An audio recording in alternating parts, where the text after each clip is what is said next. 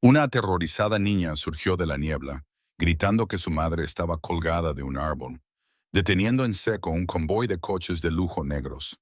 Ella no sabía que había hecho una señal a Ramón Ortega, un despiadado capo del crimen. Pero en lugar de huir, él condujo a sus matones al bosque para bajar a la mujer. Ahora, los hombres que torturaron a esta familia están a punto de aprender que el bosque tiene un nuevo depredador dominante. Si esta historia te atrapó, asegúrate de darle a ese botón de suscribirse para que nunca te pierdas lo que viene después. Mañana publicaré otra historia inolvidable. Y mientras estás aquí, entra en los comentarios y dime desde dónde nos ves. Me encanta ver a nuestra comunidad de todo el mundo. De acuerdo, volvamos a ello. La niebla apareció baja esa mañana, rodando por el camino del bosque como algo con intención. Envolvía el pavimento en espesas olas grises, amortiguando el sonido y convirtiendo los imponentes pinos en siluetas oscuras que podrían haber estado observando o durmiendo. El aire olía a tierra húmeda y musgo, lo suficientemente frío como para quemar los pulmones. Nada se movía, nada hacía ruido hasta que ella apareció. La niña se materializó de la niebla como un fantasma tomando forma. Su vestido rosa polvoriento, rasgado y manchado de barro que parecía casi negro a la tenue luz. Corría descalza por el centro del camino. Sus brazos bombeaban frenéticamente. Su respiración salía en jadeos entrecortados que le desgarraban el pecho. No estaba trotando, no estaba jugando, estaba corriendo por su vida. Sus pies golpeaban el asfalto mojado, dejando huellas ensangrentadas que desaparecían en la niebla detrás de ella. Su cabello oscuro colgaba en cuerdas enredadas sobre su rostro, y cuando tropezó, apoyándose en manos temblorosas antes de volver a levantarse, el sonido resonó como un disparo en el silencio. Corrió hasta que los vio. Dos coches de lujo negros estaban en formación a lo largo de ambos carriles, los motores al ralentí con el profundo ronroneo de la maquinaria cara. Bloqueaban completamente el camino, como si hubieran estado esperando algo o a alguien. El cromo brillaba a través de la niebla. Las ventanas tintadas no reflejaban nada más que gris. Los vehículos parecían haber sido tallados en sombra y acero. La niña no dudó, no disminuyó la velocidad. Corrió directamente hacia ellos, su voz rompiendo la calma de la mañana. ¡Ayuda! La palabra le salió desgarrada de la garganta, cruda y desesperada. ¡Por favor, que alguien me ayude! La puerta del coche principal se abrió. Un hombre salió con la gracia tranquila de alguien acostumbrado al control. Era alto, de hombros anchos, vestido con un traje negro y una camisa negra debajo, sin corbata. La chaqueta del traje colgaba abierta, revelando intrincados tatuajes que cubrían su pecho y se extendían por su cuello en audaces patrones, símbolos y escritos que contaban historias que la mayoría de la gente no querría leer. Más tinta decoraba ambas manos, visible incluso a distancia. Su cabello oscuro estaba peinado hacia atrás, su rostro compuesto e ilegible. Parecía peligroso de la manera en que suelen serlo las cosas caras. Su nombre era Ramón Ortega, y en ciertos círculos ese nombre tenía un peso que podía aplastar huesos. Detrás de él se abrieron otras dos puertas de coche en un silencio sincronizado. Tres hombres emergieron, cada uno vestido con trajes oscuros, camisas blancas y corbatas, cada uno moviéndose con la misma precisión disciplinada.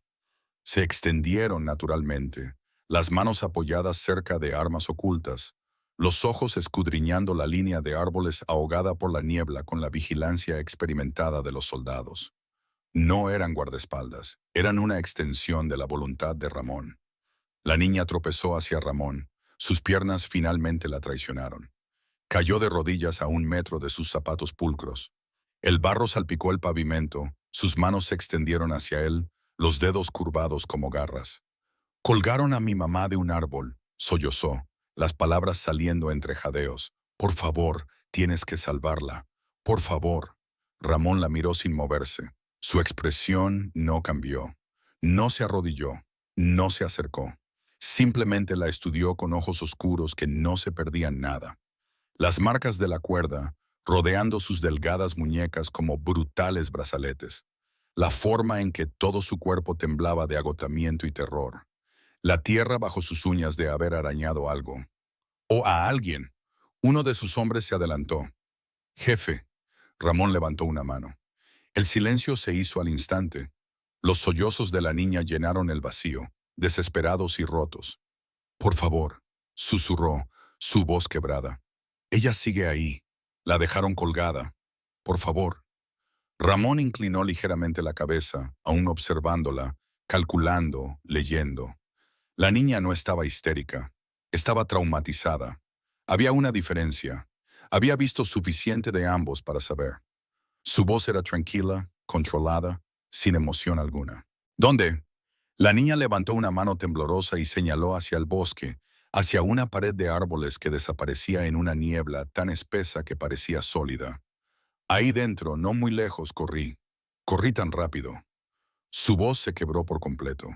Se dobló, presionando su frente embarrada contra el pavimento frío. Ramón miró a sus hombres. No se pronunciaron palabras. No eran necesarias. Los motores se apagaron uno por uno. Las puertas de los coches se cerraron con suaves clics finales. Los tres hombres se colocaron en formación alrededor de Ramón sin que se les dijera. Las manos ahora descansaban abiertamente sobre las armas ocultas bajo sus chaquetas. Ramón volvió a mirar a la niña. «Levántate». La niña se puso de pie con dificultad, tambaleándose peligrosamente. Ramón le agarró el codo, no con suavidad, pero tampoco con brusquedad, y la estabilizó. Ella lo miró con ojos grandes y enrojecidos que contenían más esperanza de la que cualquier niño debería tener que depositar en un extraño, especialmente un extraño como él. «Tú guías», dijo Ramón simplemente. «Nosotros seguimos». La niña asintió frenéticamente, ya girándose hacia el bosque. Dio 3 pasos antes de que sus piernas volvieran a flaquear. Esta vez, Ramón no esperó. La levantó sin esfuerzo, acomodándola a su lado con un brazo. Ella no pesaba casi nada. «Agárrate», dijo. No una sugerencia, sino una orden. Ella lo abrazó por el cuello y hundió la cara en su hombro. Él sintió sus lágrimas empapando su costosa chaqueta de traje. Lo ignoró. Ramón avanzó hacia la línea de árboles. Sus hombres se colocaron en formación táctica a su alrededor. Uno delante, 2 en los flancos. Entraron en el bosque como una unidad, tragados inmediatamente por la niebla y la sombra. El sendero por el que la niña los dirigía apenas era visible, más senda de animales que camino humano. Las ramas arañaban sus trajes. Las raíces intentaban hacerlos tropezar. La niebla se hizo más espesa, apretándose como algo vivo y curioso. La temperatura bajó 10 grados en tantos pasos. Ramón sintió el latido del corazón de la niña golpeando contra su pecho. Una percusión frenética que coincidía con la creciente tensión en el aire. Sus hombres se movían en silencio, las armas ahora desenfundadas, los ojos afilados. Conocían esta sensación. Habían caído en emboscadas antes, pero esto era diferente. Esto se sentía más pesado, más incorrecto. El bosque se abrió de repente, los árboles se apartaron como cortinas revelando un escenario. Un claro se extendía delante, circular y extrañamente vacío. Y en su centro se erguía un roble macizo, antiguo y nudoso, sus ramas extendiéndose ampliamente como un juicio. Colgada de esas ramas, balanceándose ligeramente con una brisa que no existía en ningún otro lugar, estaba una mujer. La niña gritó. La expresión de Ramón no cambió, pero su agarre sobre la niña se apretó y su otra mano se movió hacia su arma. «Comprobarla», dijo en voz baja. Uno de sus hombres corrió hacia adelante. El hombre que llegó primero a Elena Smith se llamaba Mario, un ex militar cuyas manos habían visto más violencia de la que la mayoría de la gente podía imaginar. Pero mientras presionaba 2 dedos contra el cuello de la mujer, buscando un pulso bajo la piel fría, esas mismas manos temblaron. «¡Está viva!», gritó, su voz tensa. «¡Apenas!». Ramón no reconoció el alivio que debería haber seguido a esas palabras. El alivio era un lujo. La acción era una necesidad. Cambió a María de brazos, apartando su rostro de la vista de su madre, colgando flácida de las cuerdas. «No mires», dijo en voz baja. No era consuelo, era una orden. María hundió la cara más profundamente en su hombro. Su pequeño cuerpo temblaba con sollozos que ya no tenían sonido. Se había vaciado de gritos. Los otros dos hombres de Ramón se movieron con precisión inmediata. Uno, Diego, sacó un cuchillo táctico de su cinturón y comenzó a escalar el árbol con la eficiencia de alguien que había hecho escaladas más duras en peores condiciones. El otro, Mateo, se colocó debajo de Elena, con los brazos en alto, listo para recibir su peso en el momento en que se cortaran las cuerdas. Ramón los observó trabajar, su mente ya 3 pasos por delante. Quienquiera que hubiera hecho esto no estaba lejos. Las marcas de la cuerda en las muñecas de María significaban que había sido inmovilizada. El barro fresco en su vestido significaba que había caído varias veces mientras corría. El terror en sus ojos significaba que los hombres que habían colgado a su madre eran del tipo que daba ejemplos, no amenazas ociosas. Estaban todavía cerca. Tenían que estarlo. ¿Cuánto tiempo?, preguntó Ramón a María, su voz baja y uniforme. La niña levantó ligeramente la cabeza. La confusión cruzó su rostro manchado de lágrimas. ¿Qué? ¿Cuánto tiempo hace que se fueron? Los ojos de María se perdieron en la distancia, tratando de procesar el tiempo a través del trauma. Yo no lo sé. No hace mucho. Quizás todavía están. Su voz se quebró. Dijeron que volverían. Dijeron que si alguien intentaba ayudar, ellos no van a volver, interrumpió Ramón, su tono plano y definitivo. No explicó. No era necesario. Sobre ellos, el cuchillo de Diego cortó la gruesa cuerda con cuidado deliberado. «Listo», gritó a Mateo. «Adelante». La cuerda se partió con un sonido como un suspiro. El cuerpo de Elena cayó y Mateo la atrapó con sorprendente suavidad, bajándola inmediatamente al suelo húmedo. Mario estuvo a su lado en segundos, comprobando las constantes vitales, evaluando los daños con manos que se movían como las de un médico, a pesar de pertenecer a un hombre que se especializaba en causar daño, no en curarlo. «El pulso es débil pero constante», informó Mario, sus dedos moviéndose de su cuello a sus muñecas, examinando las profundas marcas de cuerda que le habían cortado la carne. «Posible hipotermia. Shock. Necesita un hospital». «No hay hospitales», dijo Ramón inmediatamente. Los tres hombres lo miraron. Sabían que era mejor no preguntar, pero el silencio en sí mismo era una pregunta. Ramón bajó a María con delicadeza, manteniendo una mano en su hombro para estabilizarla.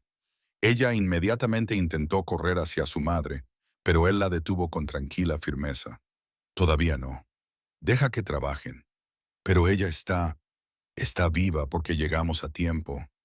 Ella se mantendrá viva si dejas que mis hombres la ayuden». Los ojos oscuros de Ramón mantuvieron la mirada de la niña. «Confía en mí o no, pero si confías en mí, escucha». María tragó con dificultad y asintió, su pequeña mano apretando la chaqueta de Ramón tan fuerte que sus nudillos se pusieron blancos. Ramón sacó su teléfono con la mano libre, marcando sin mirar la pantalla. La llamada se conectó al primer tono. «Necesito un equipo médico», dijo, su voz cortante y seria. «Mujer de 30 y tantos, exposición, cuerda, trauma, posible shock, ubicación discreta, 20 minutos». Hizo una pausa, escuchando. «No, no la clínica, la casa de seguridad en Riverside, Central». Terminó la llamada y guardó el teléfono en el bolsillo. Su atención regresó a sus hombres. Diego había descendido del árbol y examinaba el área circundante con enfoque depredador, leyendo el suelo del bosque como un libro escrito en hojas revueltas y ramas rotas. «Jefe», llamó en voz baja. Rastros frescos. 3, quizás 4 hombres, botas pesadas, dirigiéndose al noreste. La mandíbula de Ramón se tensó casi imperceptiblemente. «¿Qué tan frescos?». Diego se agachó, tocando el borde de una huella de bota en la tierra blanda. «Minutos. Todavía podrían estar a 1/4 de milla». El aire en el claro cambió. Los tres hombres sintieron el cambio de operación de rescate a algo más frío, más nítido, algo que conocían mejor que cualquier otra cosa. Ramón miró a María. «¿Tu madre cómo se llama?». Elena, susurró María. Elena García. Elena va a estar bien. Mis hombres la cuidarán. Pero necesito que te quedes aquí con Mario mientras nosotros... No. El agarre de María en su chaqueta se volvió desesperado. No me dejes, por favor. Volverán, dijeron. No volverán, dijo Ramón de nuevo. Y esta vez había algo en su voz que hizo que la promesa sonara como una sentencia de muerte para otra persona. Me aseguraré de eso. Soltó suavemente los dedos de María de su chaqueta y la guió hacia Mario, quien se había quitado la chaqueta de su traje y la había extendido sobre la forma inconsciente de Elena. Quédate con tu madre, instruyó Ramón. Mario los mantendrá a salvo a ambos. Si alguien viene que no somos nosotros, él se encargará. Mario encontró la mirada de Ramón y asintió una vez. Su mano se movió para descansar sobre el arma oculta en su cadera. Ramón se volvió hacia Diego y Mateo. No se intercambiaron palabras. No eran necesarias. Los tres hombres se movieron como uno solo hacia el sendero noreste, dejando a Mario agachado entre María y su madre, como un ángel guardián de traje con un arma. María los vio desaparecer en la niebla, su voz apenas un susurro. ¿A dónde va? Mario volvió a comprobar el pulso de Elena, su expresión cuidadosamente neutral. A enviar un mensaje. ¿Qué clase de mensaje? Mario estuvo en silencio por un largo momento, escuchando el bosque. En la distancia, a través de la espesa niebla y los árboles centenarios, creyó escuchar voces que gritaban. Luego nada. Del tipo permanente, dijo finalmente. María no entendió del todo, pero mientras se acurrucaba junto al cuerpo inerte de su madre, sintiendo el débil ascenso y descenso del pecho de Elena, una parte de ella, la parte que había corrido descalza por una pesadilla y de alguna manera había encontrado exactamente al hombre peligroso adecuado en quien confiar, entendió lo suficiente. El bosque había tragado a Ramón Ortega y a sus hombres como si nunca hubieran existido, pero el bosque recordaría lo que vendría después. Mario trabajó en silencio, sus manos moviéndose con eficiencia práctica sobre el cuerpo frío de Elena. Había visto cosas peores, mucho peores, pero algo en encontrar a una mujer colgada como señal de advertencia en medio de la nada hizo que su mandíbula se apretara más de lo habitual. María se sentó pegada a su lado, su vestido rosa polvoriento aún húmedo de barro y rocío matutino, sus ojos fijos en el rostro de su madre. La piel de Elena había adquirido un tono grisáceo que la hacía parecer más fantasma que humana. Su pecho subía y bajaba en ritmos superficiales e irregulares que a Mario no le gustaban en absoluto. ¿Va a despertar? La voz de María era pequeña, raspada de tanto gritar. Mario sacó una manta táctica del paquete que siempre llevaba y la extendió sobre Elena, metiéndola cuidadosamente alrededor de sus hombros. Lo hará, pero aún no. Su cuerpo se apagó para protegerse. Está tratando de recuperarse. ¿De qué? Mario dudó. ¿Cómo le explicaba a una niña lo que le hacía al cuerpo humano estar colgado de un árbol por las muñecas durante horas? La forma en que se cortaba la circulación, cómo gritaban los músculos, cómo se fracturaba la mente bajo ese tipo de agonía sostenida. De haber estado muy asustada durante mucho tiempo, dijo finalmente. María asintió lentamente, aceptando esta respuesta porque ahora entendía el miedo íntimamente. Había vivido dentro de él durante horas que parecieron años. ¿Por qué lo hicieron?, susurró. Mi mamá no lastimó a nadie. Ella solo trabaja en el restaurante, me lleva a la escuela, me lee antes de acostarse. Su voz se quebró. ¿Por qué alguien la colgaría de un árbol? Mario no tenía una buena respuesta a eso. En su experiencia, la crueldad rara vez necesitaba justificación más allá del simple hecho de que algunos hombres disfrutaban ejerciendo poder sobre aquellos que no podían defenderse. Pero no podía decirle eso a una niña cuyo mundo acababa de ser destrozado. Algunas personas están rotas por dentro, dijo en su lugar, y la gente rota rompe cosas. María procesó esto, sus pequeños dedos retorciendo la tela de la chaqueta de su traje que aún cubría a su madre. ¿Está roto el señor Ortega? Las cejas de Mario se levantaron ligeramente.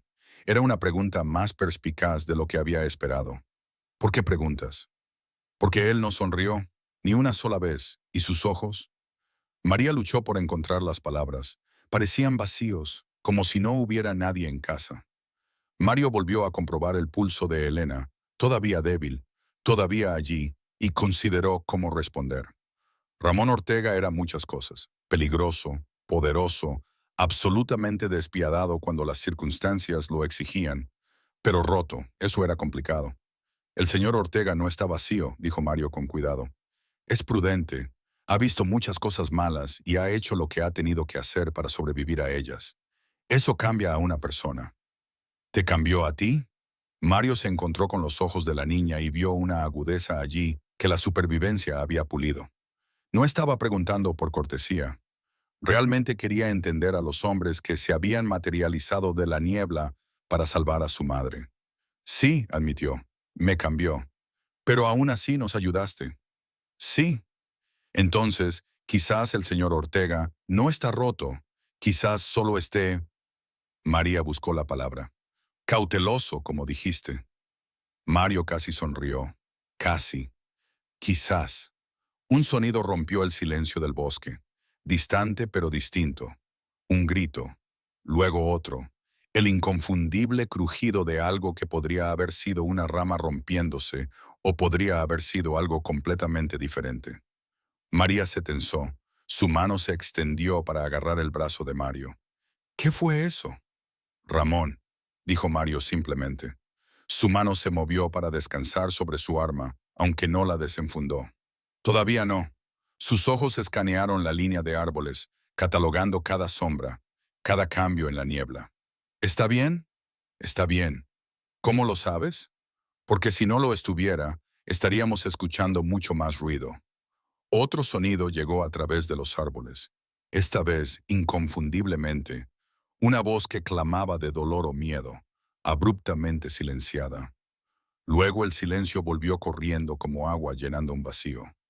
La respiración de María se aceleró. ¿Están lastimando a alguien?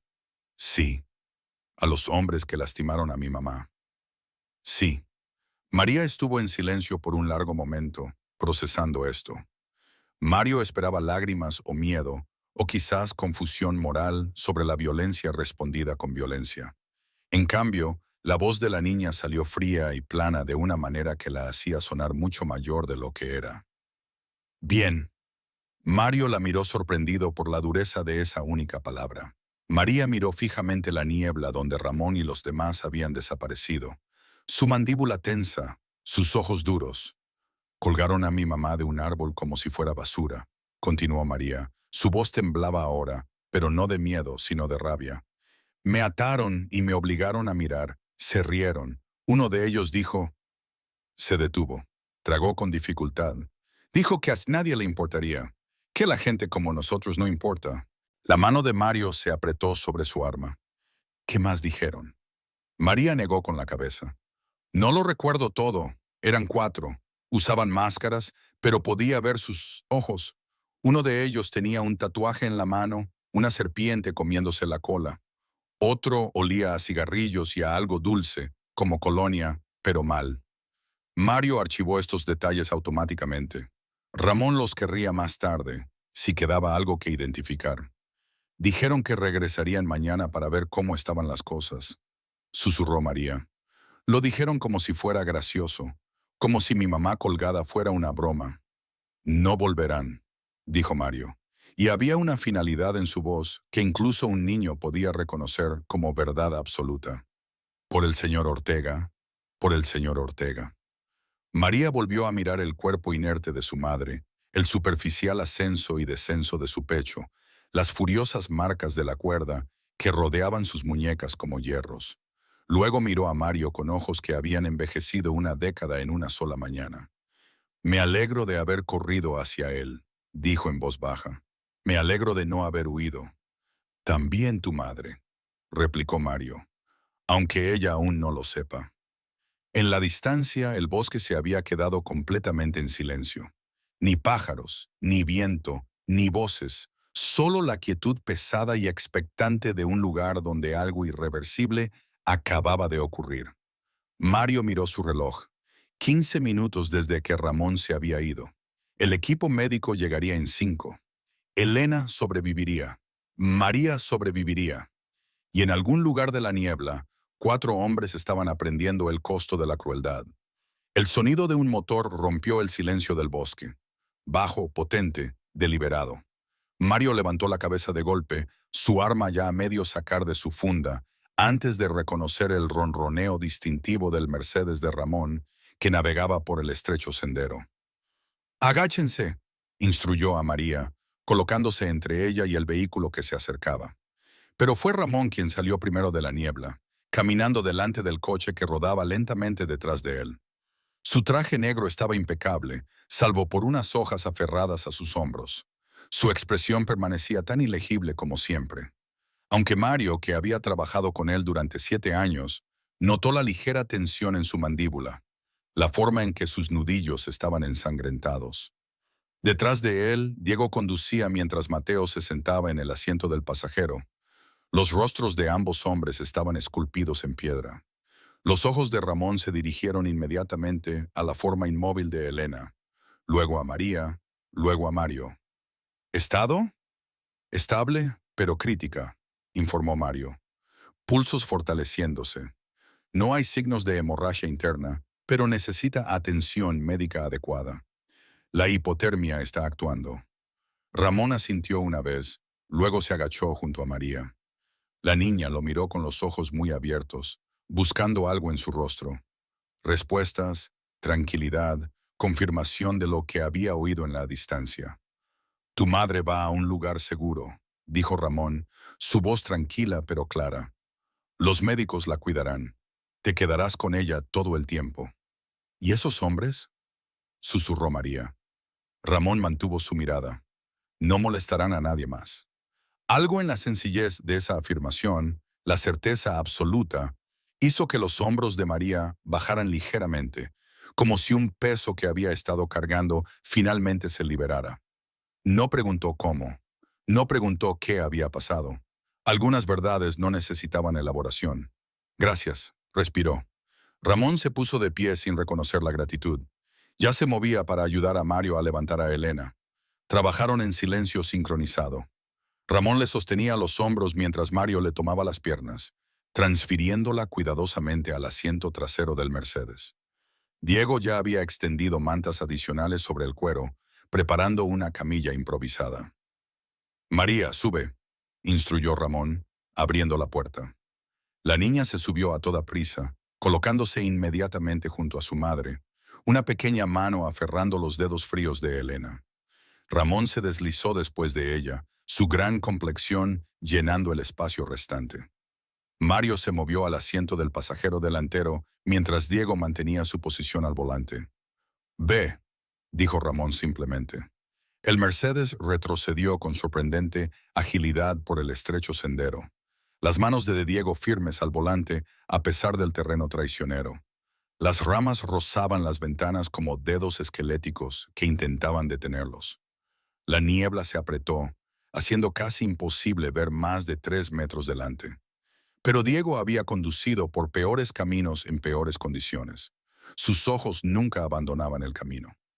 En el asiento trasero, Ramón observaba la respiración de Elena, sus dedos apoyados ligeramente en su muñeca para controlar su pulso. Débil pero presente, constante.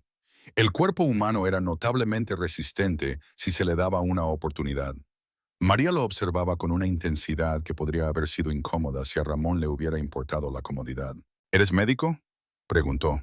«No, pero ¿sabes qué hacer?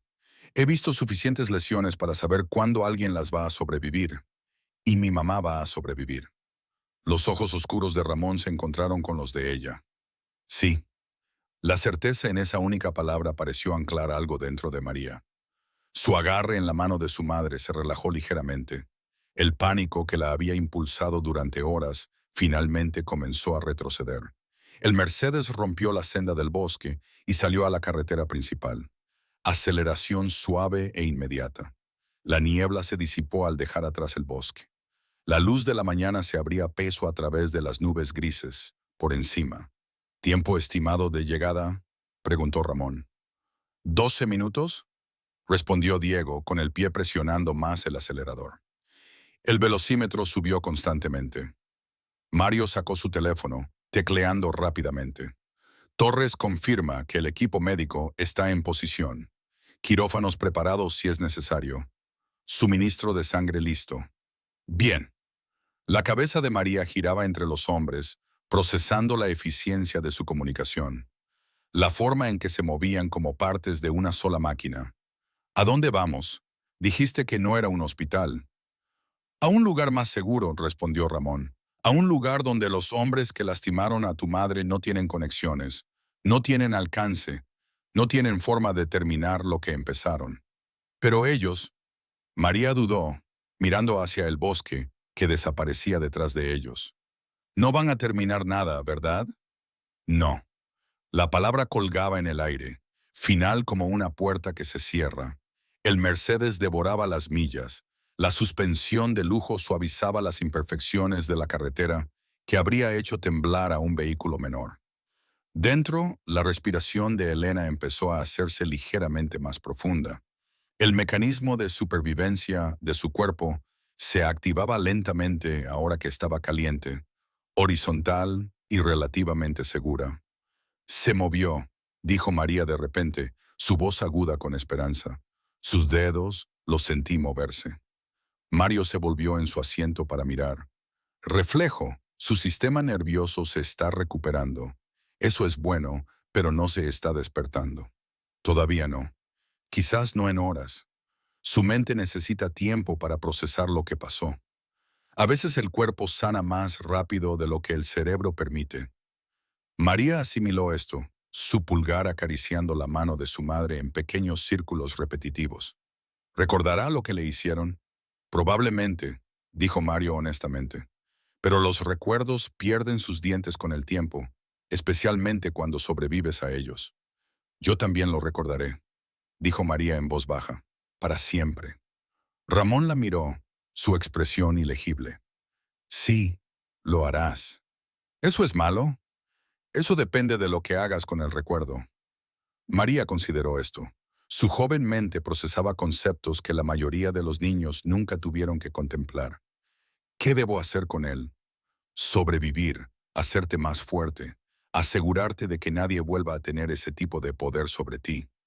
No era consuelo, no era terapia, era el frío pragmatismo de alguien que entendía que el trauma podía destruir o forjar.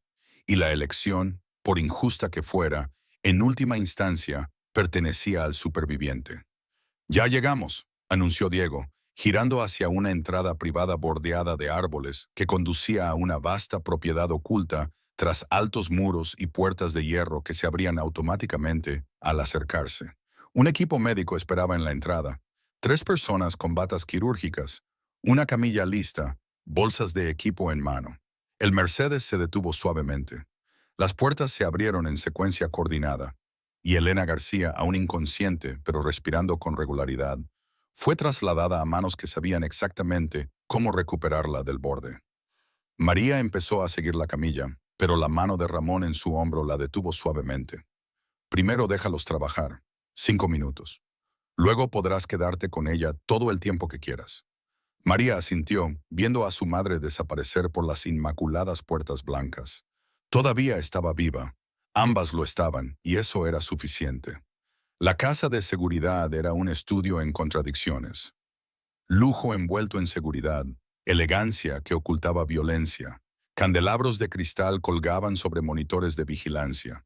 Suelos de mármol brillaban bajo armeros ocultos detrás de paneles falsos.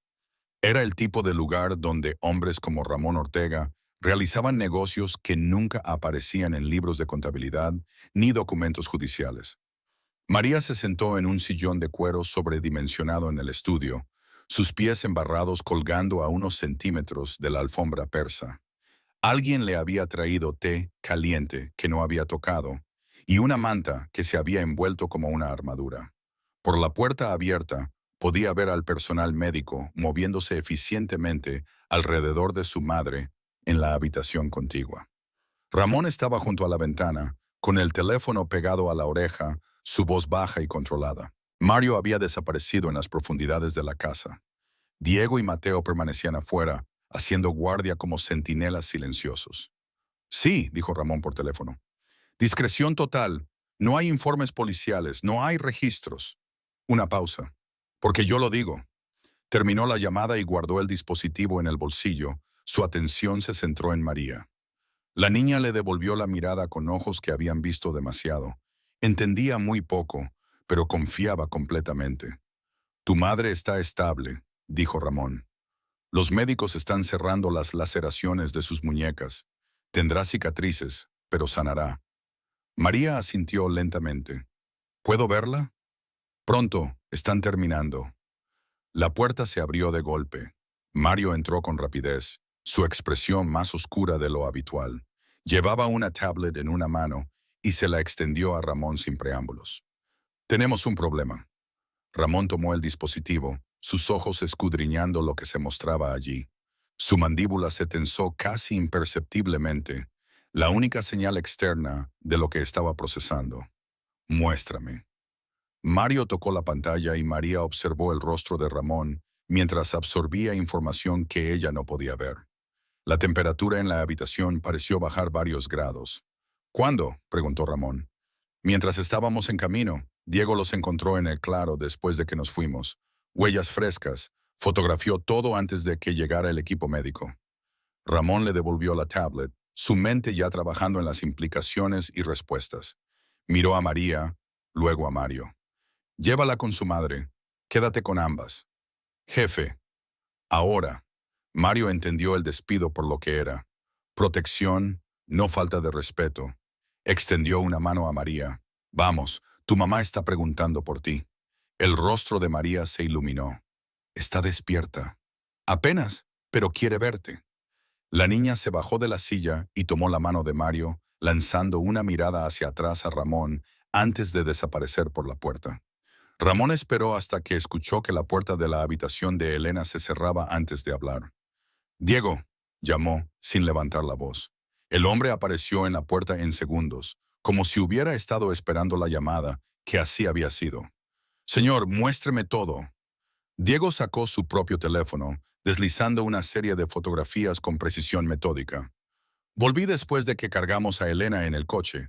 Quería documentar la escena en caso de que necesitáramos pruebas más tarde. Extendió el teléfono. Ramón lo tomó, sus ojos entrecerrándose mientras estudiaba las imágenes. El claro se veía diferente en las fotografías, menos etéreo, más clínico. El enorme roble dominaba el encuadre, la cuerda aún colgando de sus ramas como una extremidad amputada. Pero era el suelo lo que contaba la verdadera historia. Huellas de botas, docenas de ellas. Algunas viejas, pisoteadas en el barro por el ataque inicial, pero otras frescas, profundas, deliberadas, cruzando el claro por un camino que se alejaba del árbol. No estaban allí cuando llegamos, dijo Ramón. No era una pregunta. No, señor, estoy seguro. Revisé el perímetro cuando entramos por primera vez. Estas huellas se hicieron después de que nos fuimos. Alguien regresó. Ramón deslizó la imagen siguiente. Un plano más cercano de la huella con el cuchillo táctico de Diego colocado al lado para hacer escala. Botas grandes, suelas de banda de rodadura pesada, tipo militar, de las que usan los hombres que esperarían problemas y se vestían en consecuencia. 4 patrones separados, continuó Diego. 4 hombres diferentes. Se acercaron desde el noreste, la misma dirección de la que huyeron los atacantes originales. Se detuvieron en el árbol, probablemente descubrieron la cuerda cortada, luego se dispersaron, buscando. Sí, señor, buscar el cuerpo de sus amigos, supongo. Diego volvió a deslizar la pantalla, mostrando un grupo de huellas cerca del tronco macizo del roble. Estuvieron aquí varios minutos. Se puede ver dónde el suelo está más alterado, como si estuvieran discutiendo. Ramón estudió la imagen, su mente táctica reconstruyendo la escena.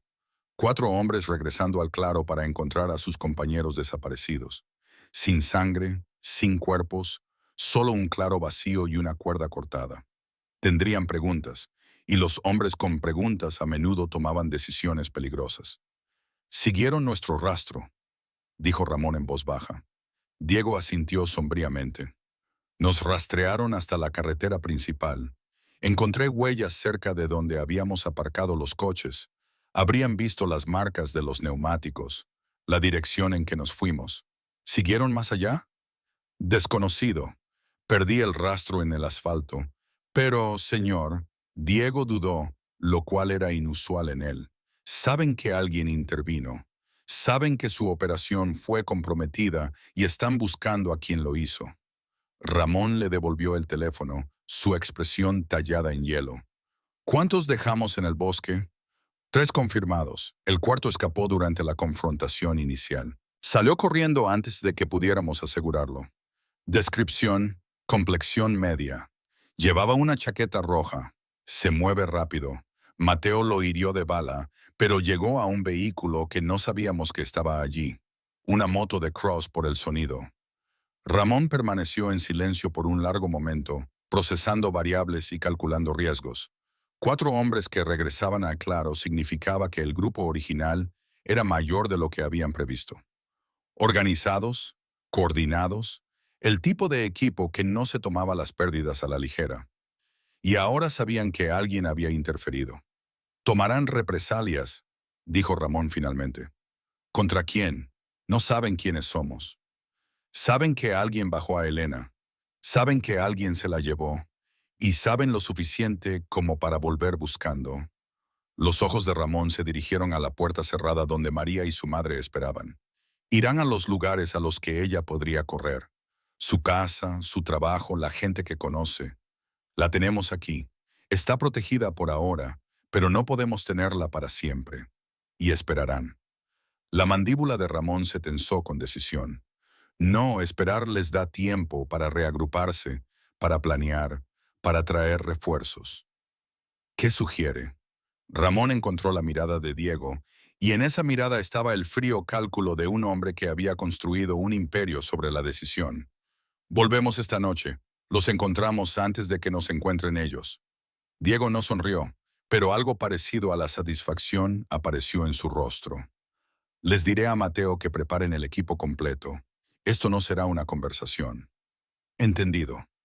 Mientras Diego se iba, Ramón regresó a la ventana, mirando los cuidados jardines que no ocultaban nada más oscuro que un paisajismo costoso. El bosque recordaba lo que sucedía en sus sombras. Esta noche recordaría más. La cabaña de casa se encontraba a 5 kilómetros al noreste del Claro. Escondida detrás de una pared de pinos y accesible solo por un camino de tierra que no había visto mantenimiento en años, era el tipo de lugar al que la gente venía a desaparecer, ya sea por elección o por la fuerza. El humo se elevaba de una oxidada chimenea de metal, gris contra el cielo que oscurecía. La luz dorada se derramaba por las rendijas de las ventanas tapiadas. Dentro, las voces subían y bajaban en una acalorada conversación, ocasionalmente interrumpida por el crujido de botellas de cerveza abriéndose o muebles siendo patados.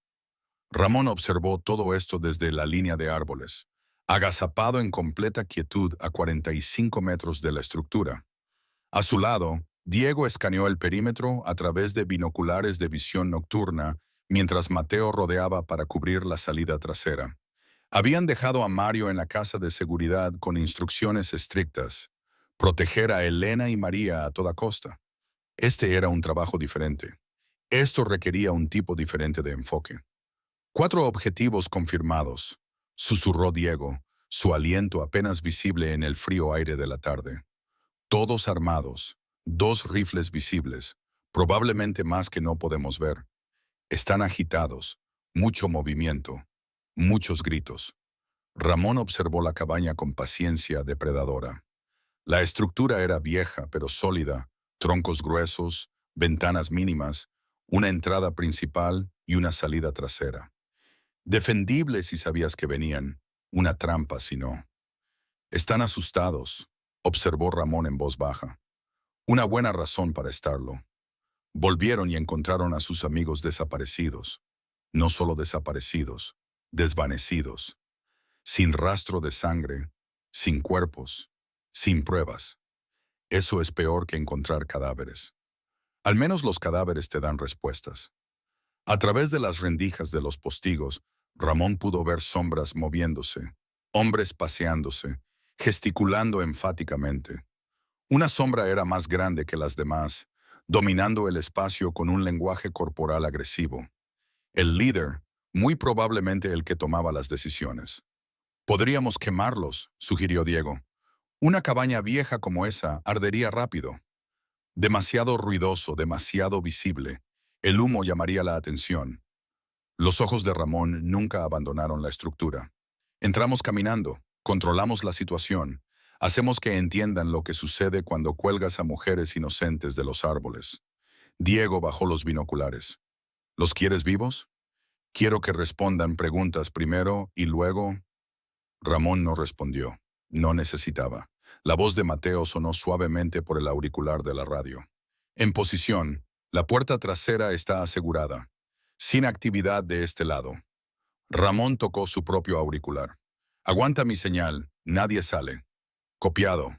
Ramón revisó su arma, una pistola negra mate que había recibido suficiente uso como para sentirse una extensión de su mano. Diego hizo lo mismo, sus movimientos automáticos y eficientes. Habían hecho esto antes, no a menudo, porque Ramón prefería construir imperios que derrumbar pequeñas operaciones. Pero a veces había que dar ejemplos. A veces el bosque exigía sangre. En tres, dijo Ramón, se movieron como humo entre los árboles, cubriendo la distancia en segundos. El enfoque de Ramón fue directo, sin sigilo, sin sutileza. Se acercó a la puerta principal y la pateó con suficiente fuerza para arrancar las viejas bisagras. La puerta se me abrió de golpe. 4 hombres dentro se levantaron de golpe, las manos buscando armas que ahora no importarían. Ramón cruzó el umbral, su pistola levantada y firme. Diego le siguió un paso por detrás, cubriendo el lado derecho de la habitación, mientras Ramón sostenía el izquierdo. No, dijo Ramón en voz baja. La palabra tenía más peso que un grito. Los 4 hombres se quedaron inmóviles, sus manos flotando cerca de los rifles apoyados en las paredes o las pistolas escondidas en sus cinturas. Eran hombres rudos, de rostros cicatrizados, expresiones endurecidas, de los que habían pasado vidas operando en espacios donde la ley no llegaba, pero reconocieron la muerte cuando entró por su puerta. El hombre más grande, el líder, estaba cerca de una mesa de madera maltratada cubierta con botellas de cerveza y lo que parecía un mapa. Tendría unos 40 años, con una barba espesa y un tatuaje de serpiente devorándose la cola en su mano izquierda, el mismo tatuaje que María había descrito. Sus ojos se abrieron de reconocimiento, no de Ramón específicamente, sino del tipo de hombre que representaba. Profesional, tranquilo, absolutamente seguro. ¿Quién diablos eres?, exigió el líder, aunque su voz tenía menos convicción de lo que sugerían sus palabras. El hombre que bajó a Elena García de tu árbol, respondió Ramón con calma. La temperatura en la cabaña bajó. Los 4 hombres intercambiaron miradas, el miedo mezclado con la confusión, mezclado con el principio de la comprensión. Eso no era asunto tuyo, dijo el líder, su mano buscando lentamente una pistola en su cadera. El arma de Diego se movió una fracción. El movimiento fue minúsculo, pero imposible de ignorar. La mano del hombre se detuvo. Colgaste a una mujer de un árbol y dejaste a su hija para que la viera. Continuó Ramón, su voz aún baja, aún controlada. Lo hiciste asunto de todos. Ella tenía una deuda. ¿Con quién? La mandíbula del líder se movió en silencio. Sus ojos se dirigieron a los otros 3 hombres, uno con un pañuelo rojo alrededor del cuello que estaba cerca de la chimenea, uno más joven con una cicatriz mal curada en la mejilla sentado en la mesa, y uno mayor con canas en la barba apoyado contra la pared del fondo. Ninguno de ellos parecía ansioso por hablar. Te hice una pregunta, dijo Ramón, y ahora había algo en su voz que hacía que la cabaña se sintiera más pequeña. ¿Con quién? Con Castellano, escupió finalmente el líder. Víctor Castellano. Ella trabajaba en su club, robaba de la caja, $3,000 en 6 meses. Ramón procesó esto. Víctor Castellano era un operador de nivel medio que dirigía redes de protección y juegos de azar ilegales en el lado oeste del territorio. Pequeño pero vicioso, el tipo que compensaba la falta de poder con una brutalidad excesiva. ¿Y Castellano te envió a dar un escarmiento? Nos envió a dar un mensaje, No se roba de la familia. ¿La familia? Repitió Ramón, y algo parecido a la diversión asomó a sus rasgos. Víctor Castellano no representa a ninguna familia que yo reconozca. Es un parásito que se alimenta de gente que no puede defenderse. ¿Y quién demonios eres tú?, exigió el líder de nuevo, la ira empezando a vencer al miedo. Ramón dio un solo paso adelante. Solo uno. Pero fue suficiente para tensar a los 4 hombres. Soy el hombre que te va a explicar algo con mucho cuidado, dijo Ramón, y vas a escuchar porque tu vida depende de entender lo que estoy a punto de decir. La cabaña quedó completamente en silencio, excepto por el crepitar del fuego en el hogar y el sonido distante del viento a través de los pinos. Cometiste un error esta noche, continuó Ramón. Uno fatal. El hombre del pañuelo rojo se movió nerviosamente. Mira, solo seguíamos órdenes. Colgaste a una mujer de un árbol. La voz de Ramón cortó la excusa como un cuchillo. Traumatizaste a una niña. Te reíste mientras lo hacías. ¿Cómo diablos lo hiciste? María me contó todo, cada detalle, cada palabra que dijiste.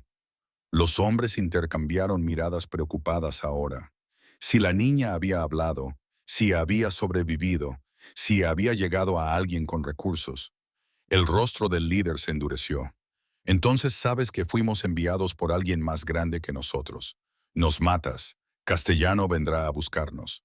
La expresión de Ramón no cambió. Que venga. El silencio que siguió a las palabras de Ramón se extendió como un alambre demasiado tenso a punto de romperse. El rostro del líder se oscureció, la ira luchando contra el instinto de supervivencia que le decía que estaba al borde de algo irreversible. ¿Crees que puedes simplemente entrar aquí y...? Ya lo hice, interrumpió Ramón, su tono inalterado. Ahora responde a mis preguntas. ¿Cuántos de ustedes estaban allí cuando colgaron a Elena García? La mandíbula del líder se apretó. No tengo que decírtelo. El arma de Diego se movió, el cañón apuntando directamente al pecho del hombre. El mensaje era claro.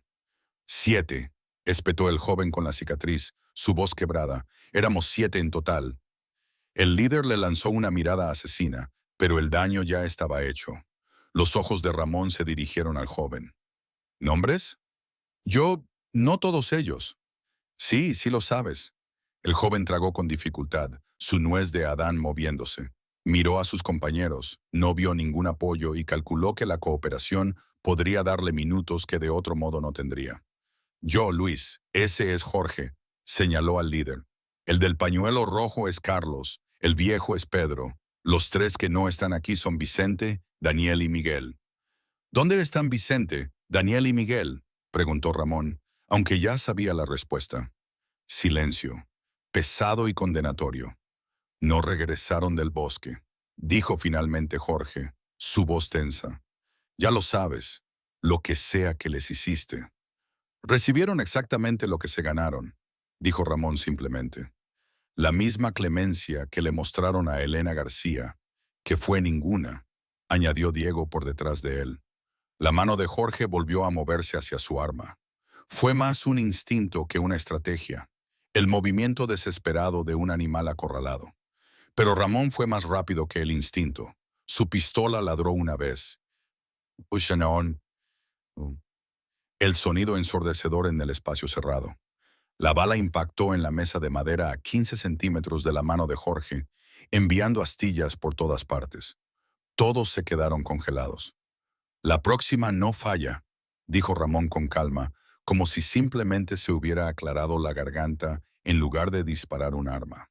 Siéntense, todos ustedes, por un momento. Nadie se movió. Entonces Pedro, el hombre mayor contra la pared, se dejó caer lentamente en una silla cerca de la chimenea. Luis le siguió, sus manos ligeramente levantadas en señal de rendición.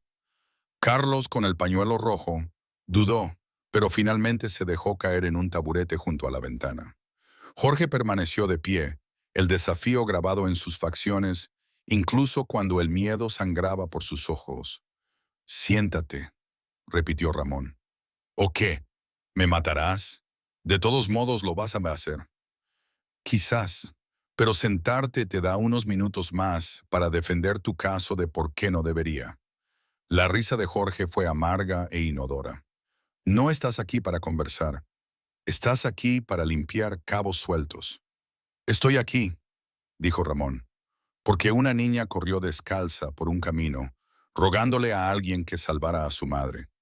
Y cuando encontré a esa madre colgada de un árbol con una cuerda cortándole las muñecas, tomé una decisión sobre qué tipo de hombres merecen salir ilesos de ese momento.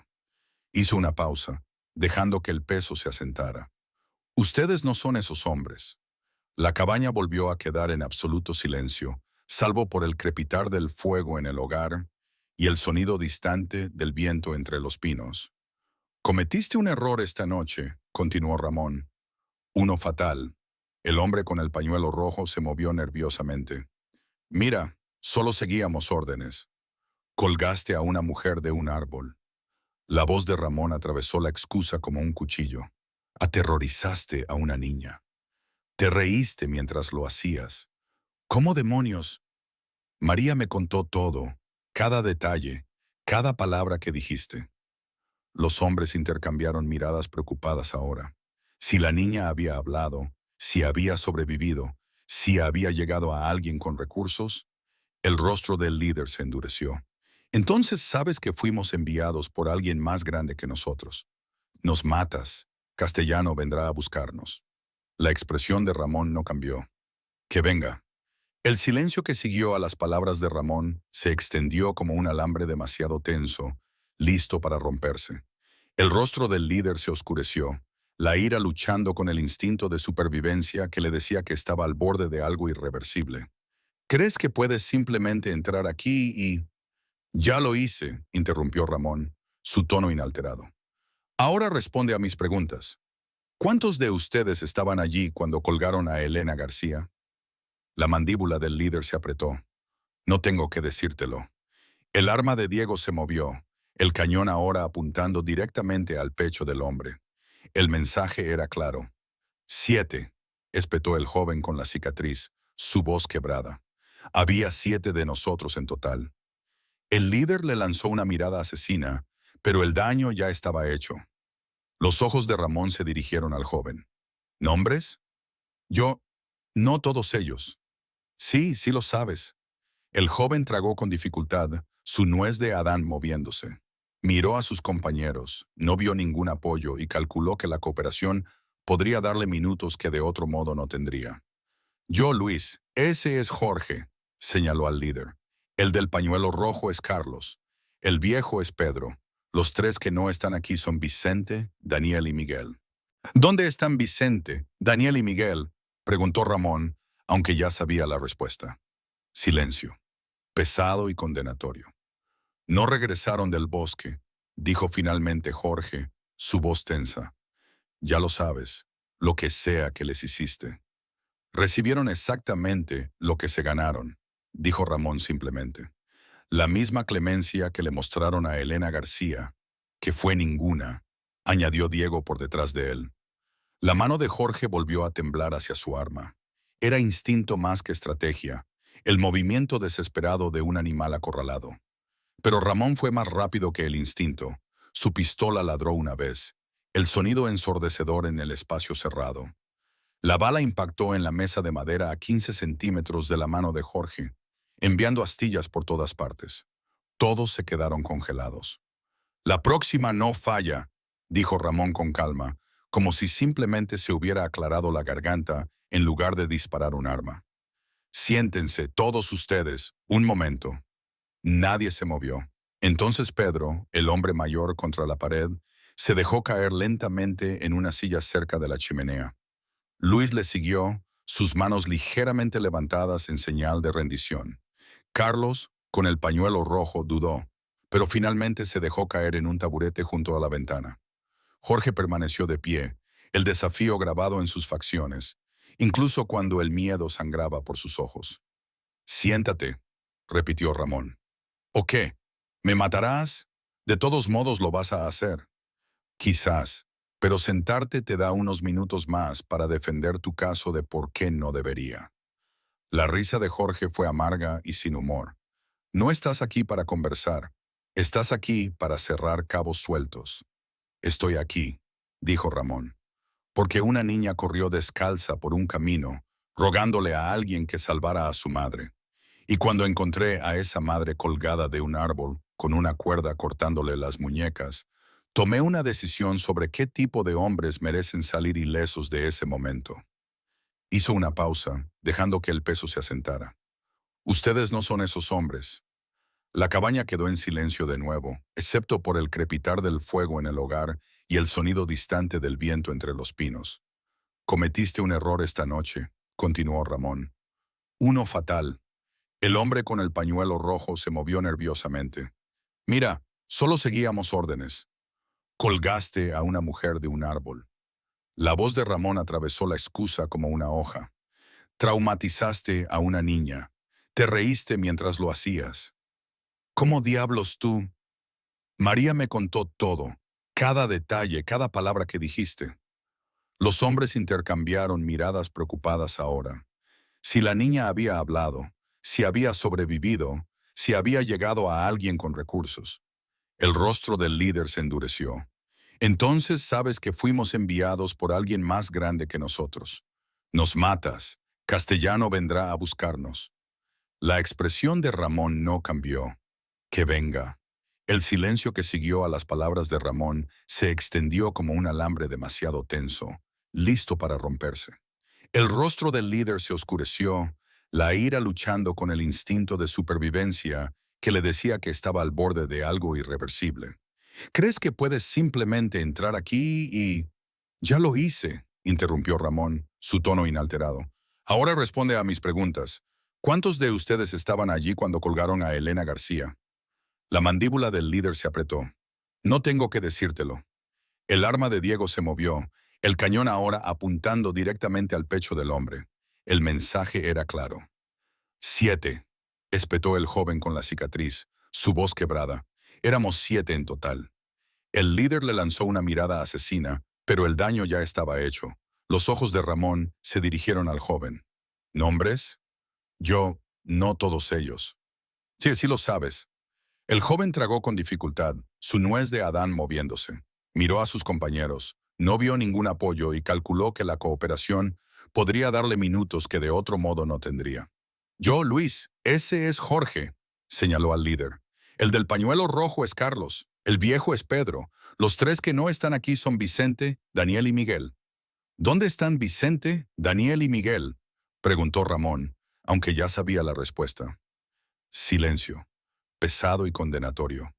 No regresaron del bosque, dijo finalmente Jorge, su voz tensa. Ya lo sabes, lo que sea que les hiciste.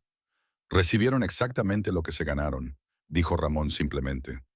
La misma clemencia que le mostraron a Elena García, que fue ninguna, añadió Diego por detrás de él.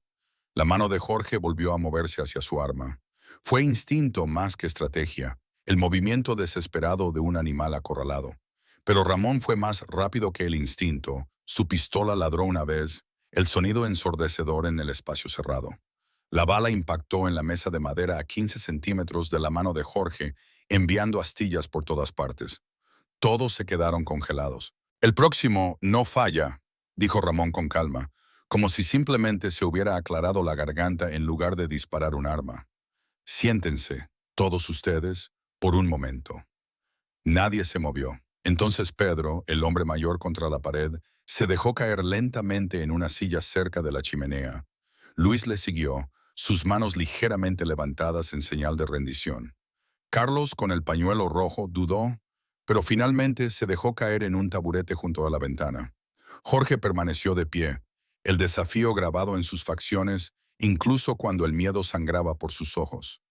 «Siéntate», repitió Ramón. «¿O qué? ¿Me matarás? De todos modos lo vas a hacer». «Quizás, pero sentarte te da unos minutos más para defender tu caso de por qué no debería». La risa de Jorge fue amarga y sin humor. «No estás aquí para conversar. Estás aquí para cerrar cabos sueltos». «Estoy aquí», dijo Ramón, «porque una niña corrió descalza por un camino, rogándole a alguien que salvara a su madre.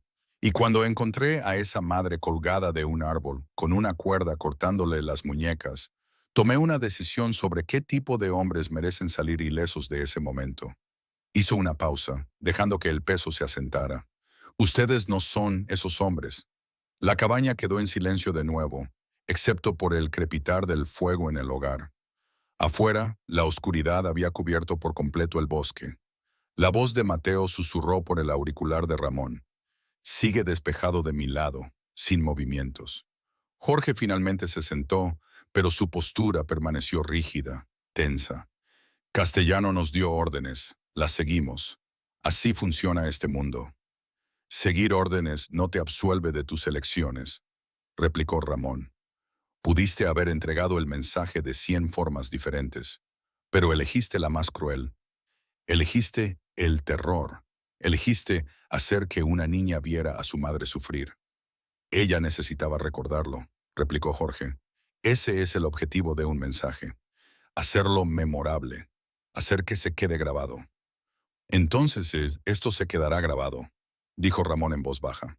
Lo que sigue, este será el mensaje que perdure. Carlos habló desde su posición junto a la ventana. Su voz temblaba ligeramente.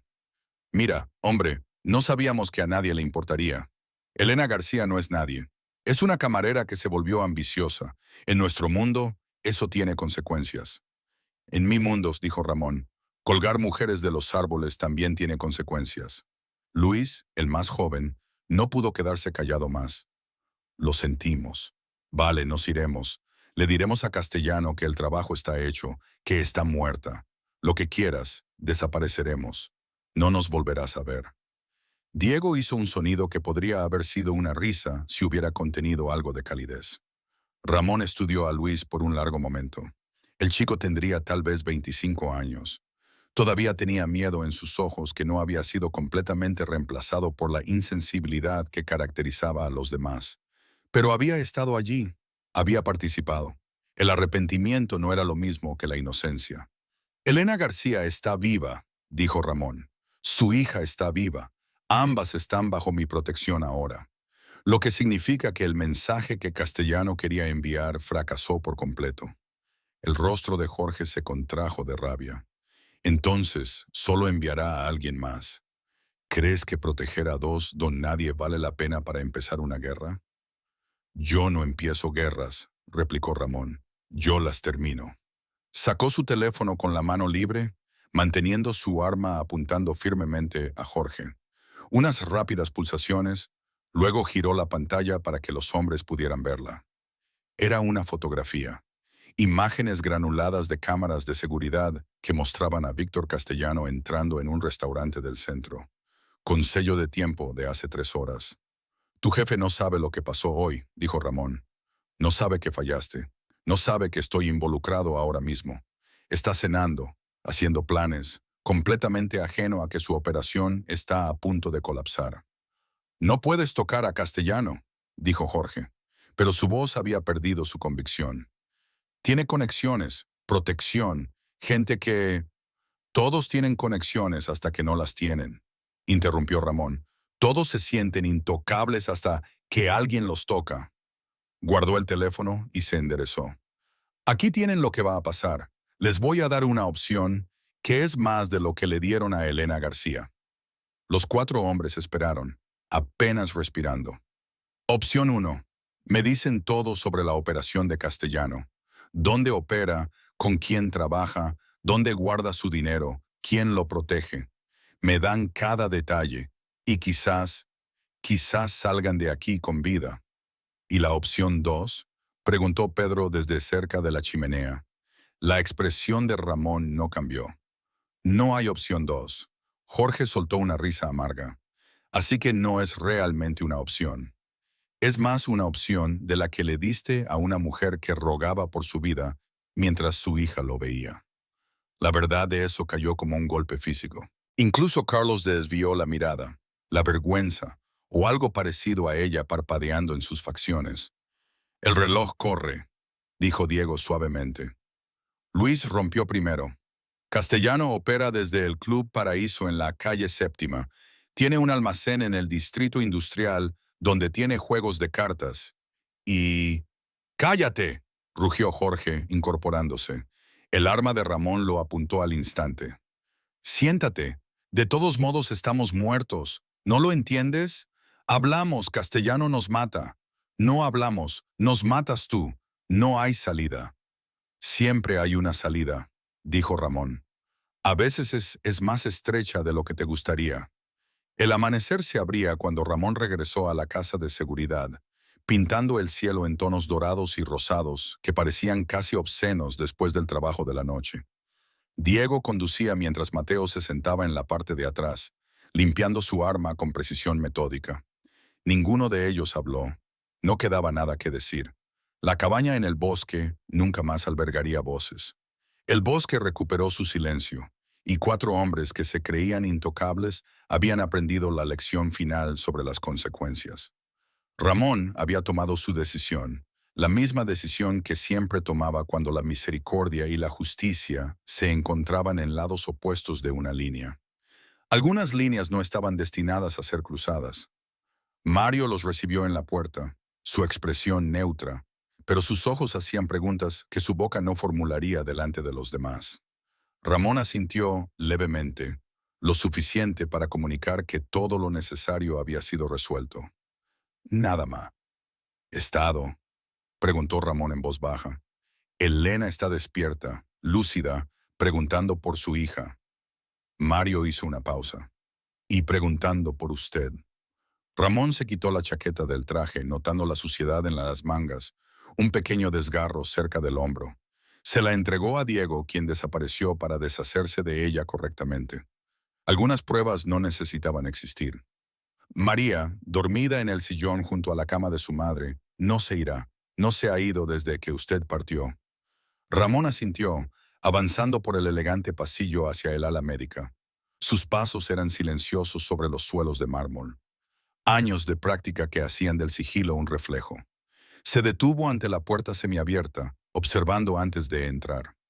Elena García yacía reclinada sobre las almohadas, sus muñecas vendadas con vendajes blancos y limpios que destacaban nítidamente sobre su piel pálida. Un goteo intravenoso le alimentaba el brazo izquierdo. Su cabello oscuro había sido lavado y trenzado por uno de los miembros del personal médico. Parecía frágil, pero viva, definitiva e innegablemente viva. María dormía acurrucada en el sillón sobredimensionado junto a la cama. La chaqueta de Mario aún drapid sobre su pequeña figura como una manta. Su rostro estaba en paz en el sueño, el terror finalmente liberado de sus facciones. Una mano extendida a través del pequeño espacio entre el sillón y la cama. Los dedos entrelazados con los de su madre. Los ojos de Elena encontraron a Ramón en la puerta. No se inmutó, no desvió la mirada, simplemente lo estudió con una intensidad que sugería que estaba tratando de reconciliar al hombre que le había salvado la vida con el tipo de hombre que podía hacer tales cosas. Ramón entró en silencio, cerrando la puerta detrás de él, pero dejándola sin llave. Nunca te encierres en una habitación sin opciones de salida. Señor Ortega, la voz de Elena era firme. Señora García. Solo Elena. Una pausa. María me dijo lo que pasó, lo que hizo, lo que está haciendo. Ramón se movió para quedarse cerca de la ventana, manteniendo la distancia. Lo suficientemente cerca para escuchar, lo suficientemente lejos para darle espacio. Ella no debería haber tenido que decirte nada. Es una niña. Es mi hija, y me salvó la vida corriendo hacia usted. Ella salvó tu vida al ser lo suficientemente valiente como para pedir ayuda. Simplemente pasé por allí. Elena hizo un sonido que podría haber sido una risa si no le hubiera dolido tanto. No me parece que usted sea un hombre que esté en ninguna parte por accidente. Ramón no lo negó. La verdad era complicada. Había regresado de una reunión en el territorio norte, tomando caminos secundarios para evitar el tráfico y la atención. La niebla, el camino vacío, el momento. Quizás fue el destino. Quizás fue simplemente matemática. Él no creía en la providencia, pero reconocía la probabilidad. Los hombres que te lastimaron no volverán, dijo Ramón simplemente. Los ojos de Elena buscaron su rostro. ¿Por qué están muertos? No era una pregunta. Ramón no confirmó ni negó. El silencio fue respuesta suficiente. Bien, susurró Elena. Y había acero debajo de la fragilidad. Espero que hayan sufrido. Entendieron su error antes del final. Elena asintió lentamente, procesando esto. Sus dedos se apretaron alrededor de la mano de María, el gesto inconsciente de una madre que había estado demasiado cerca de perderlo todo. ¿Qué pasa ahora?, preguntó. María dijo que estamos bajo su protección. ¿Pero protección de qué, si esos hombres se han ido? Trabajaban para alguien, Víctor Castellano. Él los envió para que hicieran un ejemplo de ti por una deuda que él decía que le debías. El rostro de Elena palideció. 3,000 pesos. No lo robé. Me faltaba dinero en la caja 3 veces, y él lo llamó robo. Me ofrecía a devolvérselo, a trabajar turnos extra, lo que fuera, pero dijo que había que dar ejemplos. Castellano ya no dará ejemplos. ¿Vas a ir tras él otra vez? No era una pregunta. Voy a tener una conversación con él sobre la posibilidad de reconsiderar sus prácticas comerciales. Eso no es una conversación, es... Elena se detuvo mirando el rostro dormido de su hija. ¿Estaremos a salvo María y yo? Sí. ¿Cómo puede estar seguro? Porque soy muy bueno asegurándome. Elena lo estudió por un largo momento. Este hombre peligroso con ropas caras que había aparecido de la niebla como salido de un oscuro cuento de hadas. Un monstruo que los había salvado de otros monstruos. ¿Por qué?, preguntó finalmente. ¿Por qué ayudarnos? No nos conoce. No somos nadie para usted. Ramón guardó silencio, sopesando cómo responder a una pregunta que se había hecho a sí mismo durante el viaje de regreso. ¿Por qué se había detenido? ¿Por qué había actuado sin dudarlo? Había construido un imperio sobre decisiones calculadas, pragmatismo frío, pensamiento estratégico. La misericordia no formaba parte de esa arquitectura, pero entonces había visto el rostro de María, el terror, la esperanza, la fe desesperada de que alguien, cualquiera, se preocuparía lo suficiente como para actuar. Mi hermana tenía 8 años cuando murió, dijo Ramón en voz baja, las palabras sorprendiéndole tanto como a Elena. Rara vez hablaba de Sofía, nunca con extraños. Alguien la escuchó, y nadie los detuvo porque nadie pensó que una chica pobre de la nada importaba lo suficiente como para arriesgar algo por ella. La expresión de Elena cambió, la comprensión floreciendo detrás de sus ojos. Yo tenía 14 años, continuó Ramón. Demasiado joven para hacer algo, demasiado débil para importar. Juré que si alguna vez tenía poder, lo usaría de manera diferente. Que si veía a alguien siendo lastimado, a alguien indefenso, yo sería quien lo detendría. Y usted mantuvo esa promesa. Cuando puedo. María se movió ligeramente en su sueño, murmurando algo ininteligible antes de volver a acomodarse. Ambos adultos la observaron. Esta niña había sobrevivido a una pesadilla y llevaría esas cicatrices para siempre. Gracias, susurró Elena, por detenerse, por escuchar, por... Su voz se quebró, por devolverme a mi madre. Ramón asintió una vez, incómodo con la gratitud. No era por eso que hacía las cosas. Los resultados importaban más que el reconocimiento. Se quedarán aquí hasta que se recuperen, dijo, volviendo a asuntos prácticos. Mi gente les arreglará un nuevo hogar en un lugar al que la red de Castellano no llegue. Nuevas identificaciones si es necesario. Un nuevo comienzo. No podemos permitirnos... Está arreglado, señor Ortega. Está arreglado, repitió con firmeza. Considérenlo como pago por información. Trabajaba en el Club de Castellano. Conoce sus operaciones, sus patrones, sus debilidades. Esa es información valiosa. Elena comprendió lo que estaba haciendo, dándole una forma de aceptar ayuda sin caridad, manteniendo su dignidad mientras aseguraba su seguridad. Asintió lentamente. Le contaré todo lo que sé. Más tarde, descanse, recupérese. Ramón se dirigió a la puerta, luego se detuvo. Elena, lo que te pasó no fue culpa tuya. No lo merecías. Y los hombres responsables no harán daño a nadie más por tu culpa, porque tomaron la decisión equivocada. Se fue antes de que ella pudiera responder, cerrando la puerta en silencio tras de sí. Mario esperaba en el pasillo, con los brazos cruzados, la expresión ilegible. ¿Castellano va?, preguntó Mario. Mañana por la noche. Quiero vigilancia completa, horario completo. Cada persona con la que se reúna. Cuando lo visite, quiero que esté aislado. ¿Entendido? Mario dudó. Jefe, se correrá la voz sobre la cabaña. Que se corra. Pasaron 3 días en la casa de seguridad como si el tiempo estuviera en suspenso. Elena se fortaleció, el color regresó a su rostro, el temblor en sus manos fue disminuyendo gradualmente. Los médicos redujeron su medicación para el dolor, la animaron a caminar distancias cortas, revisaron sus heridas en proceso de curación con asentimientos satisfechos. María nunca se apartaba del lado de su madre.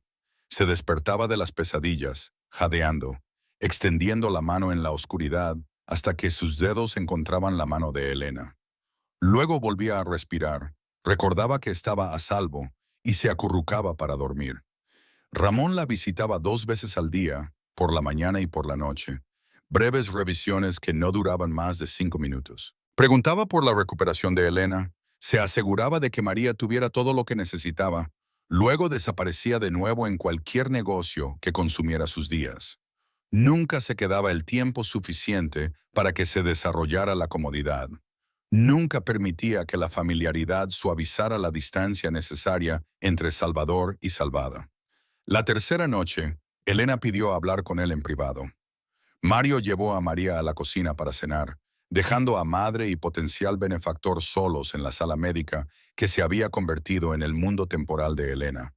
Ahora estaba sentada sin ayuda, sus muñecas vendadas descansando en su regazo como banderas blancas de rendición a circunstancias fuera de su control. Le conté a Mario todo lo que sé sobre Castellano, dijo Elena sin preámbulos. Su horario, sus contactos, la gente a la que soborna, los lugares donde se siente más seguro, todo. Ramón asintió. Lo sé.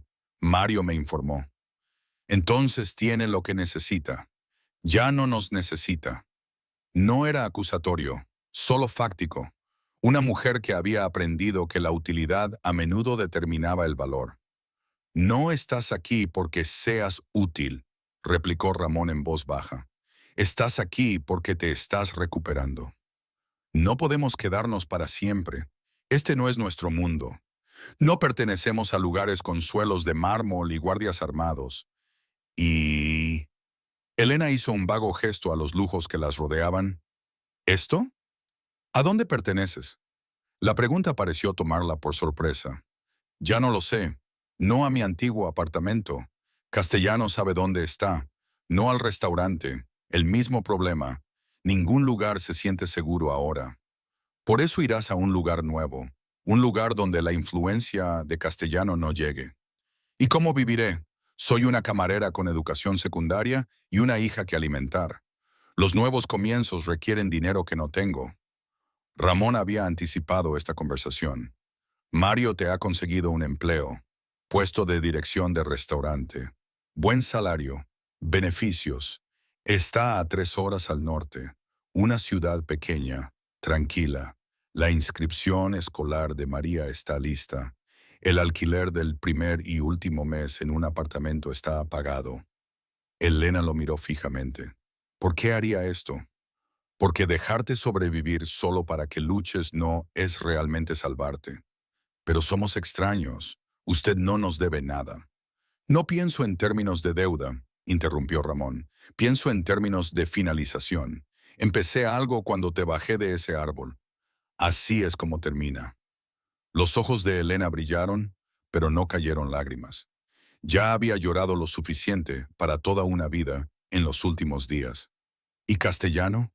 Si descubre que estamos vivas, si descubre que usted estuvo involucrado, no descubrirá nada. La certeza en la voz de Ramón hizo que Elena dudara. ¿De verdad va a...? Voy a tener una conversación con él sobre la posibilidad de reconsiderar sus prioridades. Lo que suceda después de esa conversación depende enteramente de lo bien que escuche. María me preguntó si usted era un hombre bueno o un hombre malo. La voz de Elena era suave, contemplativa. No supe qué responder. ¿Qué le dijiste? Que eras el hombre que nos salvó, que a veces eso es todo lo que importa. Ramón consideró esto. El bien y el mal eran abstracciones para personas con el lujo de la distancia de la violencia. Había dejado de creer en categorías morales simples el día que Sofía murió. Ahora creía en la acción y la consecuencia, la causa y el efecto. Tu hija es valiente, dijo finalmente. Corrió hacia el peligro para salvarte. Esa clase de coraje es rara. Ella no debería haber tenido que ser valiente. Ella debería preocuparse por la tarea y los amigos y los problemas normales de una niña de 8 años. La voz de Elena se quebró ligeramente. Le fallé. Sobreviviste. Eso no es un fracaso. La puse en esa posición. Mi deuda, mis elecciones. Las decisiones de Castellano, corrigió Ramón con firmeza. Su decisión de escalar, su orden de dar un ejemplo. Tú no te colgaste de ese árbol. No traumatizaste a tu hija. Él lo hizo. Elena asimiló esto, queriendo creerlo, luchando contra el peso de la culpa materna que insistía en que ella debería haber protegido a María de ver tal horror. ¿Cuándo nos vamos?, preguntó en voz baja. Cuando estés lista, quizás unos días más. Los médicos quieren asegurarse de que no haya infección, de que puedas manejarte sin supervisión diaria. ¿Y luego simplemente desaparecer? Empezar de nuevo como si nada de esto hubiera pasado. No lo olvidas, no finges que no pasó, pero construyes algo nuevo de todos modos. Así es como se ve la supervivencia. La risa de María llegó desde la cocina, genuina, brillante. El sonido de una niña recordando cómo ser niña. Ambos adultos se volvieron hacia ella como plantas que buscan el sol.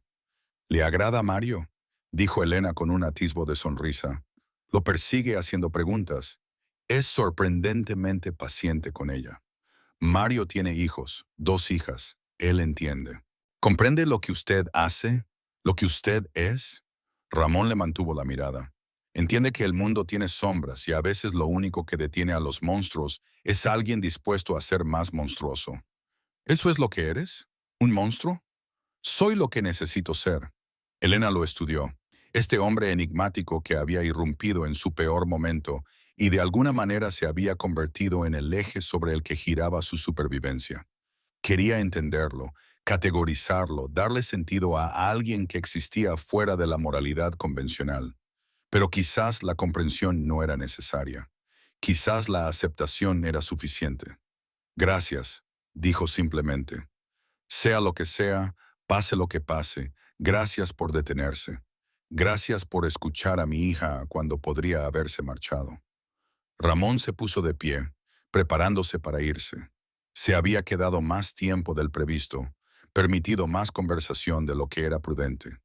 El apego complicaba las cosas. La distancia mantenía las situaciones limpias. María corrió hacia mí porque no tenía otra opción, dijo, pero tuvo razón al confiar en sus instintos. Algunas personas valen la pena ser salvadas y algunas personas valen el riesgo de salvarlas. Ramón se detuvo en la puerta. Sí, se fue antes de que Elena pudiera responder, antes de que la gratitud se convirtiera en expectativa, antes de que la misericordia se transformara en relación. En el pasillo María casi chocó con él. Mario la seguía con una expresión de disculpa. Señor Ortega, el rostro de María se iluminó con una alegría sencilla. Mario me enseñó un juego de cartas. Gané 3 veces. Seguramente te dejó ganar. No es verdad, protestó María. Luego miró con incertidumbre a Mario, quien mantuvo una neutralidad perfecta. Ramón casi sonrió. Casi. En lugar de eso, puso una mano brevemente en el hombro de María, lo más cercano a un afecto que se permitía. Cuida a tu madre, dijo. Lo haré. ¿Te vas? Por ahora, pero volverás. Ramón miró a esta niña valiente y traumatizada que había corrido a través de la niebla y el terror para salvar a su madre, que había depositado su fe en la misericordia de un extraño y había tenido razón. Volveré, prometió. Era más de lo que solía dar, más de lo que debería haber dado. Pero algunas promesas, una vez hechas, no se podían deshacer. El camino del bosque se veía diferente a la luz del día, menos siniestro, menos sobrenatural, solo un tramo de asfalto que atravesaba árboles comunes bajo un cielo común. La niebla se había disipado, dejando todo nítido y claro y extrañamente decepcionante en su normalidad. Ramón estaba junto a su Mercedes, el motor al ralentí en silencio detrás de él. Diego y Mateo esperaban en el coche, dándole este momento a solas. Mario se había quedado en la casa de seguridad con Elena y María, manteniendo la seguridad que se había vuelto rutinaria en la última semana. Una semana, eso era todo lo que había pasado desde que una niña se había materializado de la niebla y había cambiado la trayectoria de múltiples vidas con 4 palabras desesperadas. Colgaron a mi mamá de un árbol. Ramón miró hacia la línea de árboles por donde habían entrado al bosque esa mañana. El sendero seguía ahí si sabías dónde buscar, todavía marcado por la maleza alterada y las ramas rotas.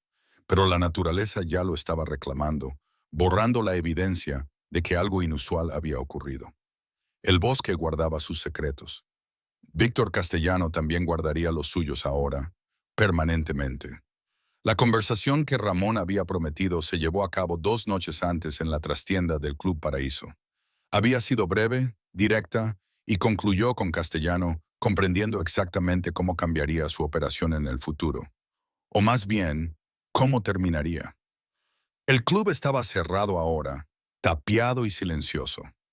La red de Castellano se había derrumbado como un castillo de naipes sin su mano sosteniéndolo. La gente a la que había aterrorizado celebraba en silencio su liberación.